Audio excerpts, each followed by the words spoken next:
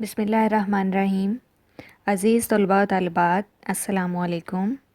میں مس ارم منیر بحریہ model school secondary wing سے آپ سے مخاطب ہوں۔ عزیز طلباء، ہمارا آج کا موضوع اردو کی درسی کتاب کا سبق نمبر 4 نظم و ضبط ہے۔ اس سبق کی تدریس کے مقاصد مندرجہ ذیل ہیں۔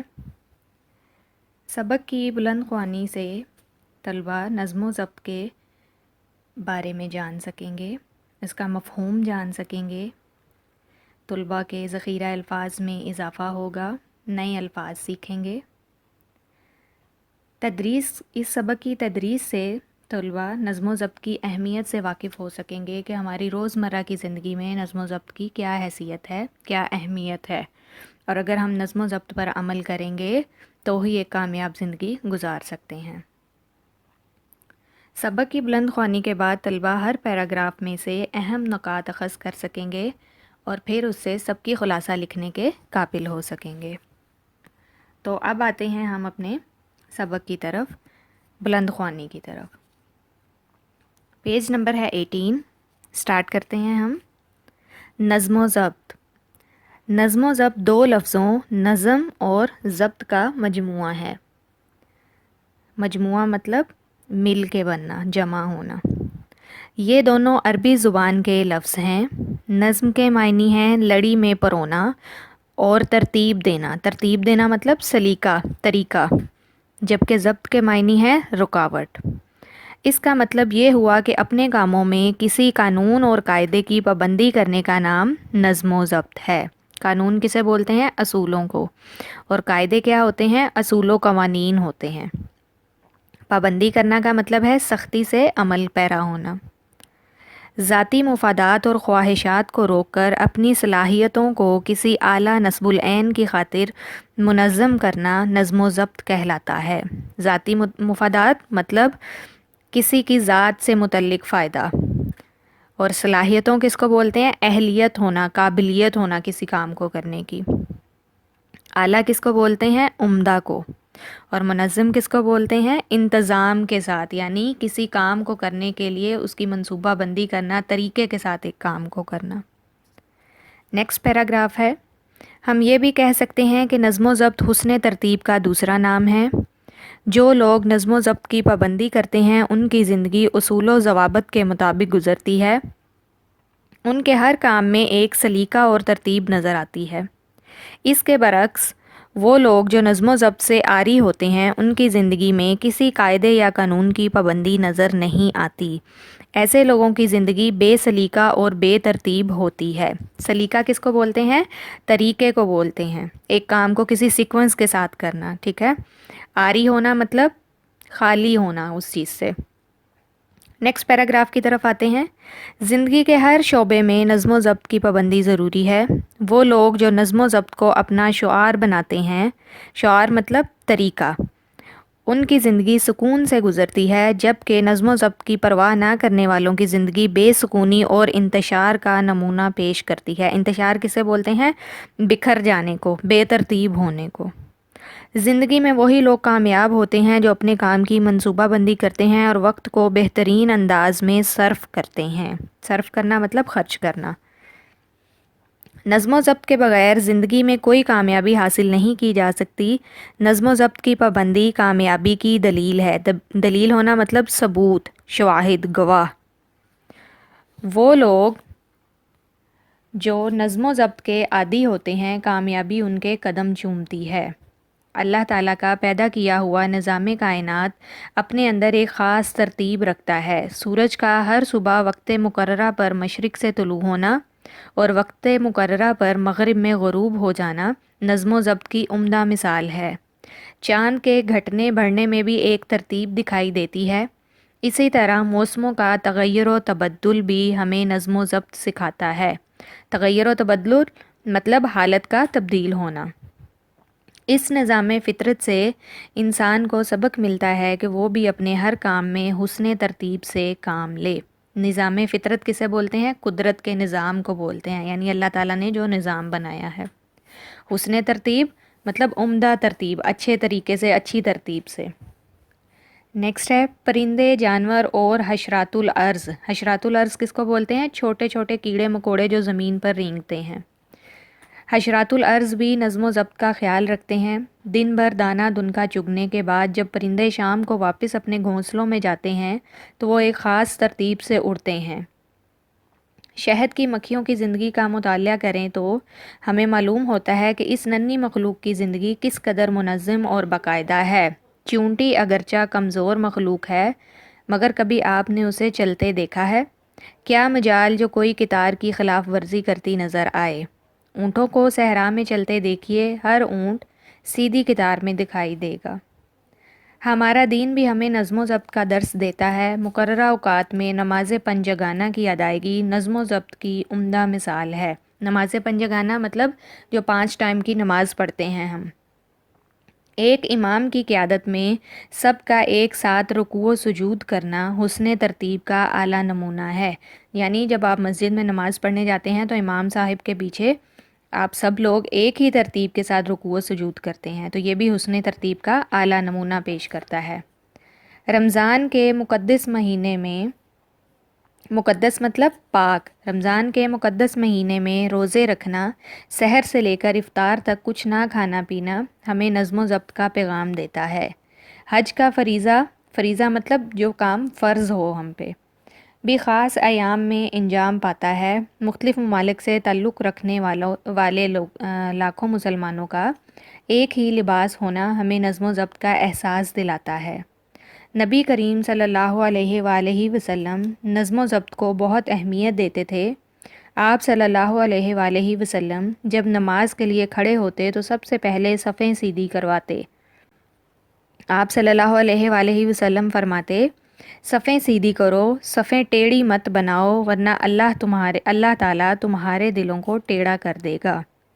وہ طالب علم جس کی زندگی میں نظم و ضبط کی کارفرمائی ہوگی وہ ہر روز ایک خاص ترتیب سے سارے کام کرے گا۔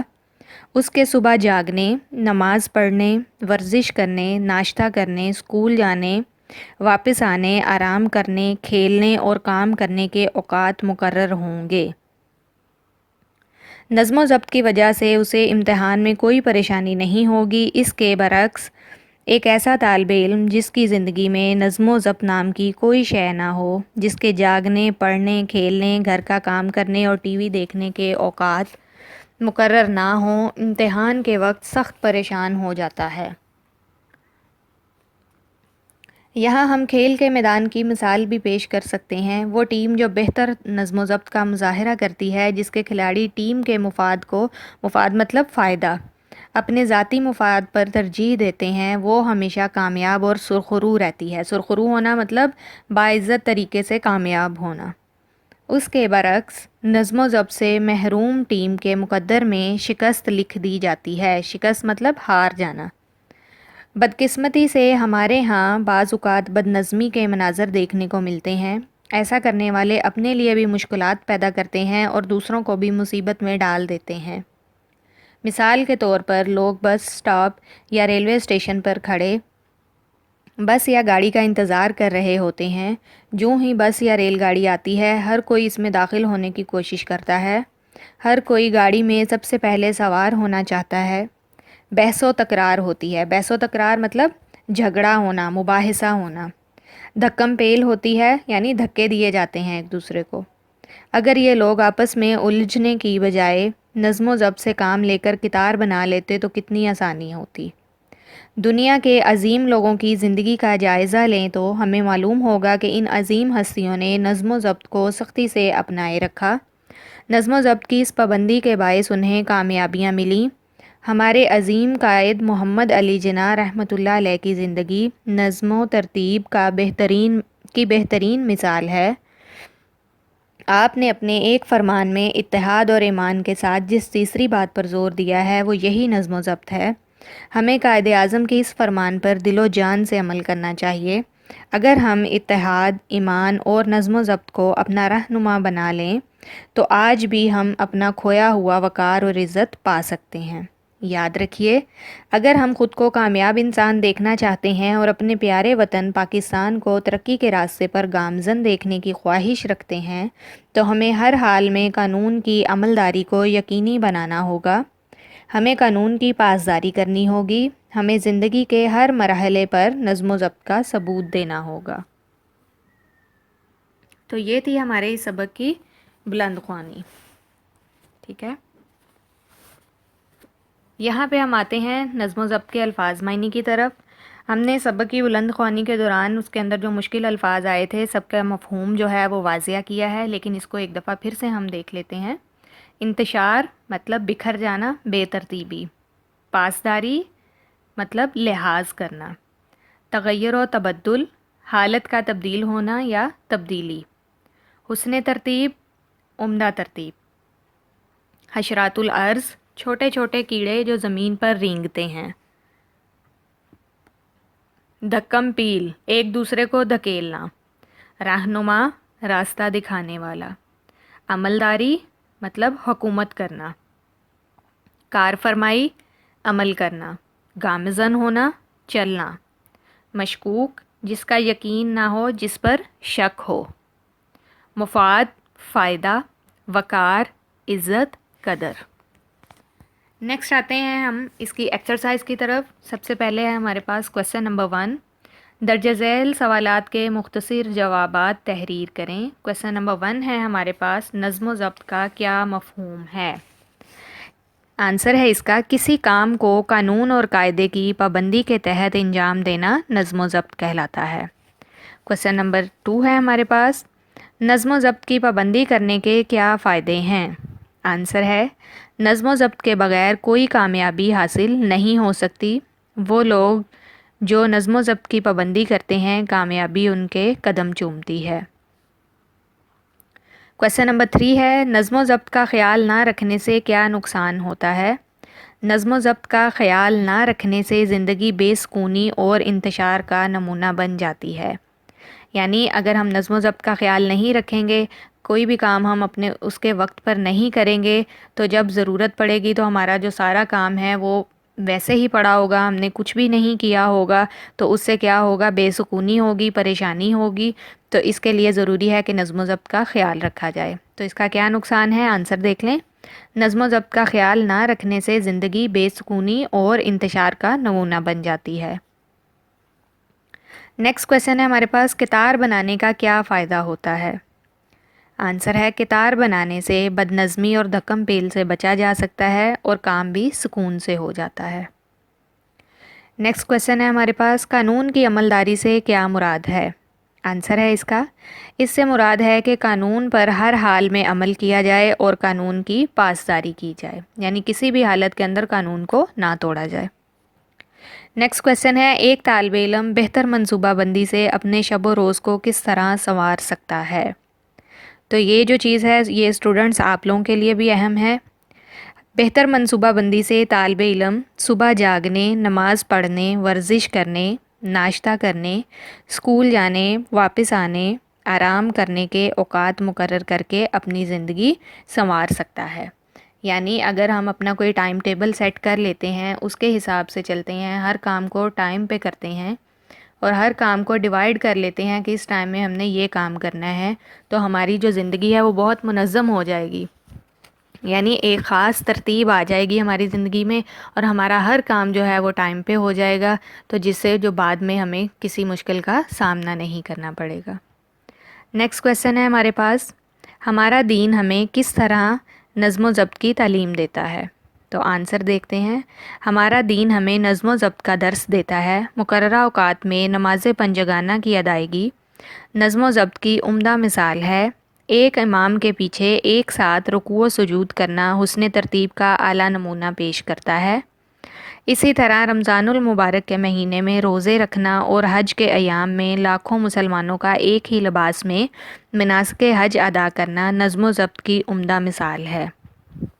یعنی اس میں یہ بتایا گیا ہے کہ ہمارا دین جو ہے وہ ہمیں ہر حال میں نظم و ضبط کا درس دیتا ہے۔ کس طرح سے؟ اس کی اگزامپل دیکھ لیں آپ کہ اگر ہم نماز ادا کر رہے ہیں دن میں 5 ٹائم کی نماز ادا کرتے ہیں تو اس میں بھی نظم و ضبط کی جھلک نظر آتی ہے کہ ہم ایک امام کے پیچھے نماز پڑھتے ہیں، ٹھیک ہے، سب لوگ اس کو فالو کر رہے ہوتے ہیں، امام کے ساتھ ہی ہم رکوع کر رہے ہوتے ہیں اور امام کے ساتھ ہی ہم سجدہ کر رہے ہوتے ہیں، تو یہ حسن ترتیب کا ایک اعلیٰ نمونہ ہوتا ہے۔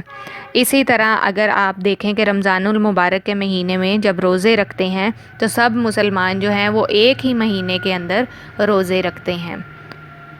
اس کے بعد آ جاتے ہیں حج کے دنوں کی بات کر لیں۔ جب مسلمان حج کے لیے جاتے ہیں تو دنیا کے مختلف ممالک سے، یعنی جگہ جگہ سے لوگ آتے ہیں، مسلمان آتے ہیں حج کرنے کے لیے، تو ان سب کا، چاہے وہ کسی بھی ملک سے آئے ہوئے ہیں، کہیں سے بھی آئے ہوئے ہیں، ان سب کا لباس ایک جیسا ہوتا ہے۔ وہ جو مناسک حج ہیں، یعنی حج کو ادا کرنے کا جو طریقہ ہے، اسی پر عمل کر رہے ہوتے ہیں۔ تو ہمارا دین جو ہے وہ نظم و ضبط کی ایک اعلیٰ مثال ہے۔ نیکسٹ آتے ہیں ہم کویسچن نمبر 2 کی طرف۔ سبق کے مطابق درست جواب پر ٹک کا نشان لگائیں۔ نمبر 1 پہ ہے ہمارے پاس نظم کس زبان کا لفظ ہے؟ آپشنز ہیں اردو کا، ترکی کا، فارسی کا، عربی کا۔ رائٹ آپشن ہے عربی کا۔ نیکسٹ ہے ہمارے پاس صفیں ٹیڑھی بنانے سے اللہ تعالیٰ ٹیڑھے کر دیتا ہے۔ پاؤں، ہاتھ، ٹانگیں، دل۔ رائٹ آپشن ہے دل۔ نیکسٹ ہے حشرات الارض سے مراد ہیں، آپشنز ہیں کیڑے مکوڑے، چرند، پرند، درندے۔ تو اس کا آنسر جو ہے وہ فرسٹ آپشن جو ہمارے پاس ہے کیڑے مکوڑے۔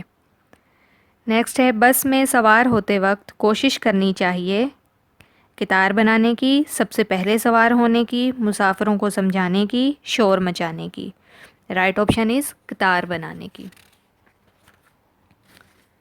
نیکسٹ ہے ہمارے پاس قائد اعظم کے فرمان کی درست ترتیب ہے۔ اتحاد، نظم و ضبط، ایمان۔ سیکنڈ آپشن ہے نظم و ضبط، اتحاد، ایمان۔ تھرڈ آپشن ہے اتحاد، ایمان، نظم و ضبط۔ اور فورتھ آپشن ہے ہمارے پاس ایمان، اتحاد، نظم و ضبط۔ تو اس کا رائٹ آپشن جو ہے وہ نمبر 4 ہے، ایمان، اتحاد، نظم و ضبط۔ نیکسٹ آ جاتے ہیں کویسچن نمبر 3 پہ۔ اس سبق کے اہم نکات کو ذہن میں رکھتے ہوئے خلاصہ لکھیں۔ تو سب کی خلاصہ لکھنے کا جو طریقہ کار ہے وہ آپ لوگوں کی جو ویڈیو نمبر 4 ہے اس کے اندر ڈیٹیل کے ساتھ بتایا گیا ہے۔ آپ اس کو دیکھنے کے بعد اپنے سبق کو دھیان سے پڑھیں گے، اس میں سے اہم نکات کو اخذ کریں گے اور ان نکات کو ملا کر آپ پھر خلاصہ تحریر کریں گے۔ نیکسٹ آ جاتے ہیں کویسچن نمبر 4 کی طرف۔ واحد کی جمع اور جمع کے واحد الفاظ لکھیں۔ تو یہاں پہ ہمارے پاس سب سے فرسٹ پہ ہے مفادات۔ مفادات جو ہیں وہ جمع ہے، اس کی واحد ہوگی ہمارے پاس مفاد۔ نیکسٹ ہے خواہشات۔ خواہشات جو ہیں یہ بھی جمع ہیں تو اس کی واحد کیا ہوگی؟ خواہش۔ اس کے بعد آ جاتے ہیں قاعدہ۔ قاعدہ جو ہے وہ واحد ہے، اس کی جمع ہوگی ہمارے پاس قواعد۔ نیکسٹ آ جاتے ہیں سبق۔ سبق واحد ہے، اس کی جمع ہوگی اسباق۔ نیکسٹ آتے ہیں سجود۔ سجود جو ہے یہ جمع ہے تو اس کی واحد کیا ہوگی؟ سجدہ۔ نیکسٹ ہے ہمارے پاس مناظر۔ مناظر جو ہے وہ جمع ہے تو اس کا واحد ہے ہمارے پاس منظر۔ نیکسٹ ہے ہمارے پاس کویسچن نمبر 5۔ اعراب کی مدد سے تلفظ واضح کریں۔ نیچے ہمارے پاس الفاظ دیے گئے ہیں، آپ نے اپنے سبق کو دھیان سے پڑھنا ہے اور ان لفظوں کو اس میں سے ڈھونڈنا ہے، تلاش کرنا ہے، اور آپ کو اس کے اوپر اعراب لگے ہوئے ملیں گے سبق کے اندر۔ اس کویسچن کو آپ لوگوں نے اس کو خود سے سولو کرنا ہے۔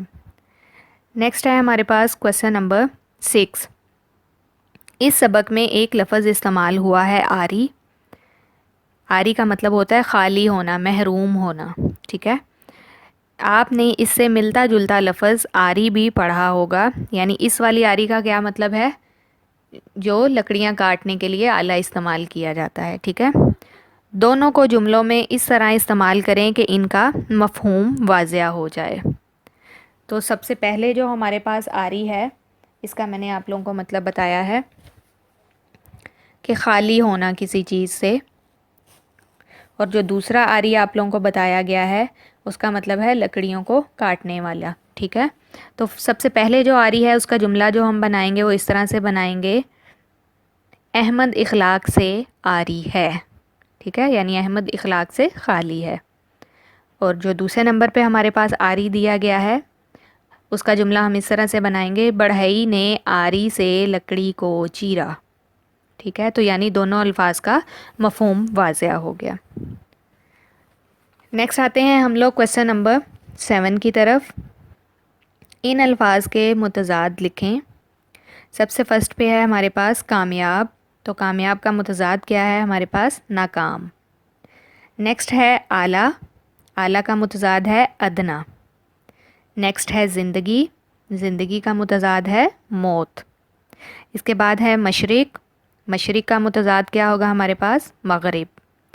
پھر نیکسٹ پہ ہے ہمارے پاس طلوع، تو طلوع کا متضاد کیا ہوگا ہمارے پاس؟ غروب. نیکسٹ ہے بدقسمتی، تو بدقسمتی کا متضاد کیا ہوگا ہمارے پاس؟ خوش قسمتی. نیکسٹ آتے ہیں ہم کویسچن نمبر 8 کی طرف. جملوں میں استعمال کریں. الفاظ دیے گئے ہیں یہاں پہ ہمارے پاس، جن کا میں آپ لوگوں کو مفہوم بتاؤں گی اور اس کے بعد آپ ان کو جملوں میں خود سے استعمال کریں گے. سب سے پہلے ہے ہمارے پاس نظم و ضبط. تو نظم و ضبط کسے بولتے ہیں؟ کسی کام کو طریقے اور سلیقے سے کرنے کو. نیکسٹ ہے ہمارے پاس نظام کائنات. تو نظام کائنات کیا ہے ہمارے پاس؟ دنیا کا نظام. ٹھیک ہے. اس کے بعد ہے کار فرمائی. کار فرمائی کا کیا مطلب ہے؟ عمل کرنا. اس کے بعد ہے سرخرو. سرخرو میننگ کامیاب ہونا. اس کے بعد ہے ہمارے پاس بحث و تکرار. تو اس کا مطلب ہے ہمارے پاس جھگڑا یا مباحثہ. تو آپ نے ان الفاظ کو اپنے جملوں میں استعمال کرنا ہے. نیکسٹ آتے ہیں ہم کویسچن نمبر 9 کی طرف. یہاں پہ ہمارے پاس کالم دیے گئے ہیں 2، کالم الف اور کالم بے. ان کے اندر جملے استعمال کیے گئے ہیں.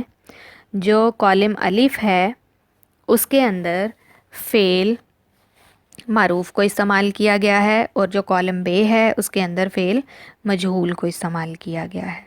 تو سب سے پہلے ہم یہ ڈفرنس دیکھیں گے کہ فعل معروف کیا ہے ہمارے پاس اور فعل مجہول کیا ہے ہمارے پاس. تو اس کی ڈیفینیشن کی طرف آتے ہیں. فعل معروف، فعل معروف کسے کہتے ہیں؟ ایسا فعل جس کا فاعل موجود نہ ہو فعل معروف کہلاتا ہے. فعل کس کو بولتے ہیں؟ کام کو بولتے ہیں. اور فاعل کس کو بولتے ہیں؟ جو کام کو کرتا ہے.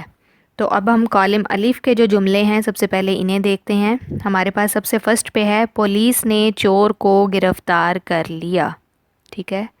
تو یہاں پہ جو گرفتار کر لیا ہے یہ ایک کام ہے، اور یہ کام کس نے کیا ہے؟ پولیس نے. ٹھیک ہے. تو یہاں پہ گرفتار فعل ہو گیا اور پولیس جو ہے وہ فاعل ہو گئی. تو یہ ایک ایسا جملہ ہے جس کے اندر فاعل موجود ہے، تو یہ کیا ہوگا؟ فعل مجہول ہوگا، فعل معروف ہوگا ہمارے پاس. ٹھیک ہے.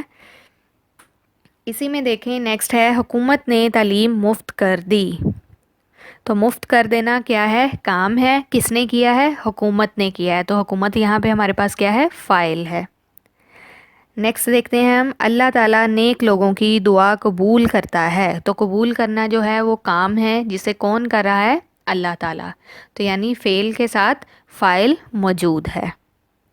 نیکسٹ ہے ہمارے پاس شائق نے اپنا داخلہ فارم بھر دیا ہے. بھر دینا مطلب کام کر لیا اس نے یہ، اور یہ کس نے کیا ہے؟ شائق نے، یعنی فاعل موجود ہے یہاں پہ.